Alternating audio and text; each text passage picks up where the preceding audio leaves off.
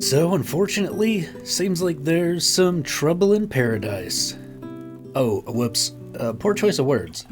Well, too late to fix it now. But in regards to the upcoming Trails in the Sky remake, it seems like every Japanese VA outside of Zin and Olivier is going to be recast. Why?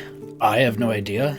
We do have a little bit of insight from Hansuke here, who says a lot of messages from my close circle in regards to the JPVA changes for the Skycast, and all I can say is it's a decision on Falcom's part that changes need to be made, especially for a new audience. I'm fully expecting an interview about this change, however this was decided on for a while. Very interesting. So it needed to happen because of a new audience in order to reach a new audience?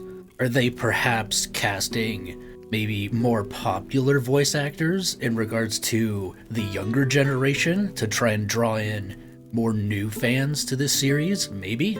Because yes, that would be a smart financial decision in the long term, because I have no idea how old the original VAs are, or if any of them are partially retired or fully retired, but I know that having cast changes in the middle of a series, we've experienced that firsthand between Cold Steel 3 and 4, can be kind of jarring and take away from the experience just a little bit. So if these voice actors, these new ones that are going to replace the old ones, are going to be around for the long haul, then yes, I do definitely think that would be a better decision instead of potentially having to change them down the line. If, say, some of the original voice actors are getting close to retiring, or if they've been considering it. Now that does suck because I know the original VAs are very iconic, but you know, at least we will have Olivier and Zin. But Olivier's Japanese VA is just he's too iconic.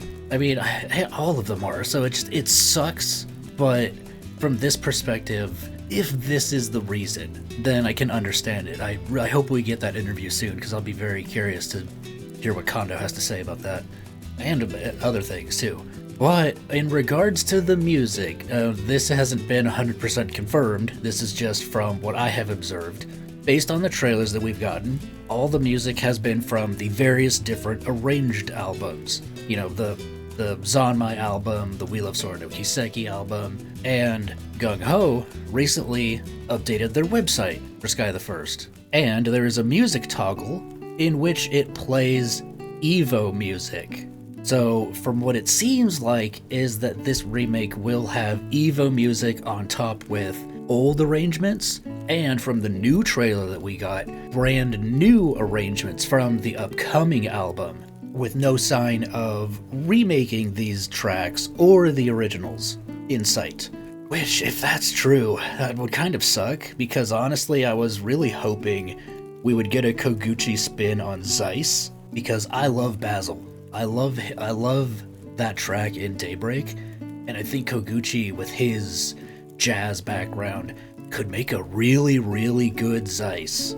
But then also that would bring into, well, then we would have Singa, remaking most of the tracks, and I've seen a little bit of his SC renditions, and while I don't think they're as bad as people say, I do think they miss the mark in terms of they don't fit the atmosphere of the game and the situations that they would be used in. Now, I've not heard every single Evo track in terms of SC, but I have heard all the Evo tracks for FC, and I gotta say, it's pretty good.